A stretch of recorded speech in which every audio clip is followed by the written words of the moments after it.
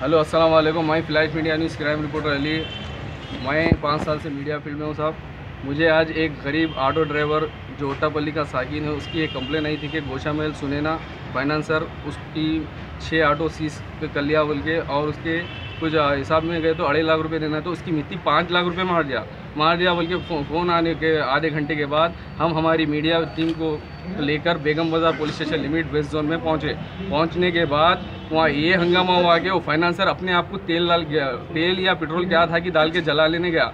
तो हम बोले नहीं जला लेना बाबा बोल के हम पकड़े, तो तू चोर रिपोर्टर है रे, तू फाइनेंसर पे उसको करके आए बोल के मेरे पे अटैक, मेरा शर्ट खींचे, मेरे पे अटैक करके जो फाइनेंसर के कोई विनोद बोल के नाम है उनका, विनोद, और वैसे लंबे बाला वाले थे। हमारे पूरे मीडिया वालों को अरे लिखा रहे तेरी अम्मा के तेरे बहन के गालियां दे रहे हैं, गंदे गालियां दे के बाहर निकाले। और हमारे जब रिपोर्टर यहाँ स्पॉट पे पहुंचने पर हमारी बेइज्जती की, हमारे आइडेंटिटी कार्ड खींच के बोल रहे हैं तुम फेक रिपोर्टर होंगे, इधर लाओ आइडेंटिटी कार्ड बोल के हमारे पूरे आइडेंटिटी कार्ड पूरे लेके सेलेक्ट करके, जब बाद में चेक करके बोल रहे हैं नहीं तुम जुनून रिपोर्टर है, तुम फेक रिपोर्टर नहीं है। इतनी बेइज्जती के बाद मैं कैसा रहूंगा साहब? मैं किसी के 1 रुपया मैं किसी का बात नहीं बंदा हूँ।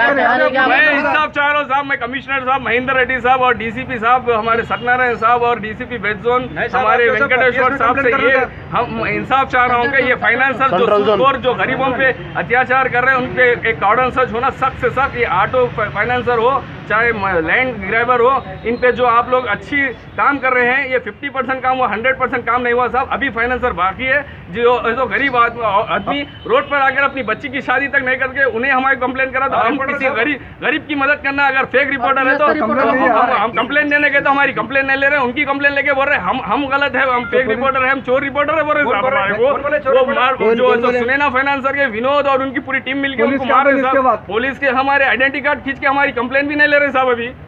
अभी आप क्या चाह रहे हैं? मैं इंसाफ चाह रहा हूँ। तेलंगाना स्टेट चीफ मिनिस्टर साहब और हमारे कमिश्नर महेंद्र रेड्डी साहब से मैं ये मुताला कर रहा हूँ। हमारे SHO श्रीधर साहब है, उन्होंने बोला तू आया यहाँ क्यों आया तुम? मैं बोला नहीं साहब मुझे कंप्लेन आने पर अगर मैं आया तो मुझे जेल में डालो। किसी की अगर शिकायत पर मैं अगर एक रिपोर्टर एक गरीब के हमदर्द बन के अगर आना गुनाह है तो मैं आज से कहीं नहीं जाऊँगा साहब। आप जहाँ बोले मेरे को जेल में डाल दो। तो उसके बाद सर्कल साहब क्या बोले? सर्कल साहब अभी हमारे आइडेंटिटी कार्ड खींच के हमारा कंप्लेन भी नहीं लिया साहब। अभी कंप्लेन लिख के दियो, मैं एक्शन लेता हूँ। कब करते साहब? हमारी इतनी बेइज्जती हो गई हमारे रिपोर्टरों की।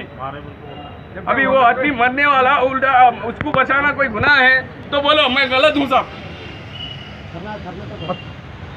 आगे की क्या स्ट्रैटेजी है आपकी? हम ये चाह रहे हैं कि हमारी रिपोर्टर्स की हमारी एक डिग्निटी हमारी होना चाहिए, हमारे रिपोर्टरों की एक अहमियत होना चाहिए। हम फाइनेंसर को भी अरेस्ट करें? फाइनेंसर को अरेस्ट नहीं करे साहब, उन्हें तो एसी में सुकून से बैठे। हम मीडिया पर्सन को तो कोई वैल्यू नहीं है साहब यहाँ पे। फाइनेंसर तो सुकून से बैठ के हमारे को बोल रहा तू चोर रिपोर्टर है बोल रहा साहब।